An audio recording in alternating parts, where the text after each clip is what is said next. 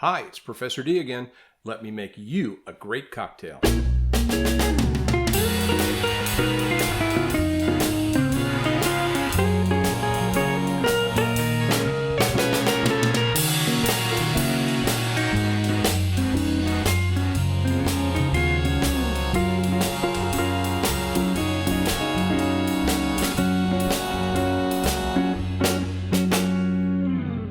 Welcome back to the Jimmy Van Heusen Cocktail Hour. I'm your host, Professor D. In the past, I've covered 4 videos already that paired a cocktail with an Oscar-winning song by Jimmy Van Heusen and other lyricists.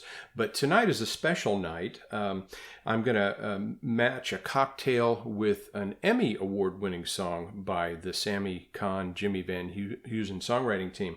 Back in 1938, Thornton Wilder had written a play called Our Town. Well, fast forward into the 1950s, 1955 to be specific. The NBC Producer Showcase, very popular TV show at the time, put on a performance of Our Town, hosted by Frank Sinatra, who played the main character, who was basically a stagehand telling the story of this fictitious New Hampshire town. And in the show, he introduced a song, this very song, called Love and Marriage. Now, most of you out there probably recognize the song Love and Marriage because it was used as the theme song for the Fox sitcom Married with Children. And a very popular show, brought back that song in a major way. Recorded originally by Frank Sinatra in early 1955 and then put out later in 1955. But interestingly enough, it was a fairly decent hit for Dinah Shore around the same time after the song came out, reaching in the top 20, maybe even number 20 itself. But again, very popular song, went on to win an Emmy in 1956 for a category in the Emmy Awards that no longer exist. An Emmy Award for a song on television, along with the other 4 Oscars that Jimmy Van Heusen had won in his career, is a pretty decent feather in his hat. So in the description below, make sure you click on the link and go take a listen to that song, but you probably already know it anyway. And tonight we're going to pair that song with one of my favorite cocktails, maybe number 2 after a martini, but I'm going to make a Manhattan. One of my favorite drinks, classic drink. Everybody has a little bit of an opinion as to how the drink, what should go into the drink. But what you're going to see me make tonight is my typical way. And in addition, in keeping with my past routine, I have some alcohol-free versions of what we're going to use tonight that I'll discuss over the course of the video. Now, first thing that people kind of talk about is, well, what's the base spirit for a Manhattan? Well, you can use bourbon, but rye is also very popular, and I think it probably was the original spirit that it was based on. And it happens to be my favorite. Now, Bullet Rye is my go-to rye. Whistle Pig's a good one, but I certainly wouldn't use any of their 10 or 12-year-old Whistle Pig. That's far too good to use as a mixer.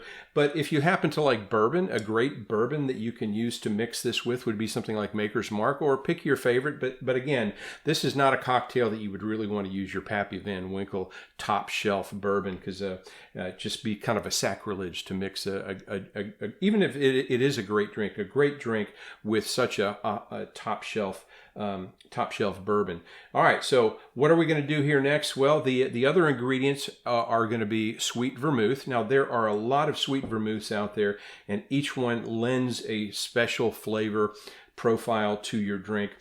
This happens to be one called Carpano Antica. They also make a dry vermouth that goes really well with martinis, but this is a very special sweet vermouth that I absolutely love. Now, there's absolutely nothing wrong with making a Manhattan with your good old-fashioned martini and Rossi sweet vermouth. But there are a lot of other brands out there that, that if you have your favorite, go for it. And then in in addition, good old Angostura bitters. And then the other question is, well, what do you garnish a drink like this with? Well, there's a couple of things that you can garnish with. A very popular one, and certainly one of my favorites, are the Luxardo cherries. A little bit pricey, but definitely worth the price. But the other thing that I think is, adds a great flavor profile beyond just the regular cherries is just a great orange peel. And sometimes you can use orange bitters in place of Angostura bitters, but I think for all we're going to add a little orange peel, that's enough orange, I think. So how do we start now? Well, again, once as usual, we're going to start with a cocktail shaker filled with ice. And again, my same good old-fashioned Pottery Barn cocktail shaker has been with me for a long time. All right, what's the mixture? Well, first of all, you're going to start out with 2 measures of your rye whiskey. So, and this happens to be a jigger, so 2 measures is going to be 3 ounces right into the cocktail shaker. And then you're going to mix that with 1 measure of your sweet vermouth. And again, Carpano Antica, an excellent sweet vermouth, highly recommend it. You'll see a link to it in the description below. And then the last thing that you're going to do, again, you're going to add the cocktail seasoning and Angostura bitters. And we're going to do 2 dashes here. Unlike in the old-fashioned where you did 4 dashes, 2 dashes is quite enough here. Now, you may also have some differing opinions as to whether you shake this or whether you stir this. It really doesn't really matter, whatever you like to do, but I typically like to stir my Manhattans. And, we'll do at least a good, 10, 15 second stir. Maybe even longer, and that mixes your ingredients really, really well, and it makes your cocktail nice and cold, and that's what you want. You want an ice-cold cocktail that almost to the point where your fingers stick to the side of the shaker.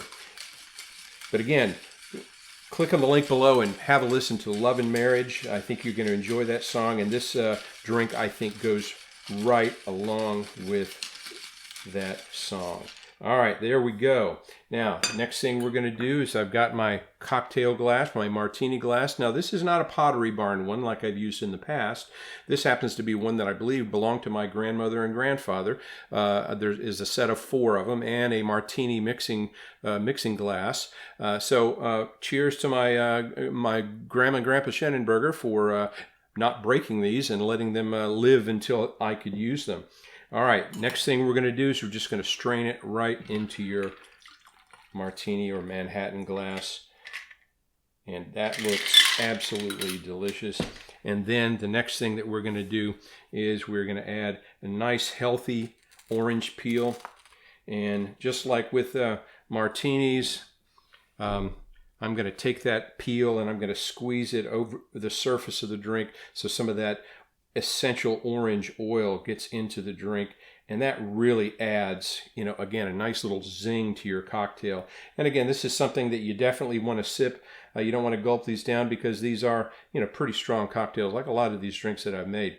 All right, so there you have it. You have a Manhattan, excellent cocktail. Number 2 in my list of favorites after a great gin martini. And we're going to pair it with the great song Love and Marriage, written by Jimmy Van Heusen and Sammy Cahn in 1955. So let's give this a taste and see how good it is.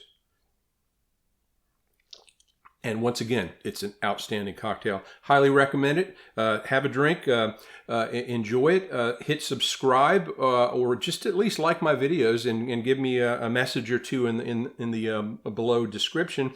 And don't forget, if you want to make this with alcohol-free spirits, this Ritual brand of aperitif alternative is fairly close to a sweet vermouth. And then I've used this before, the Kentucky 74 spiritless bourbon. It's okay, but again, it's a hard thing to find a alcohol-free bourbon that really tastes like bourbon. And then with your garnish, either Luxardo cherries or some great oranges. So there we go. The Manhattan, alcohol or alcohol-free mixed with Love and Marriage.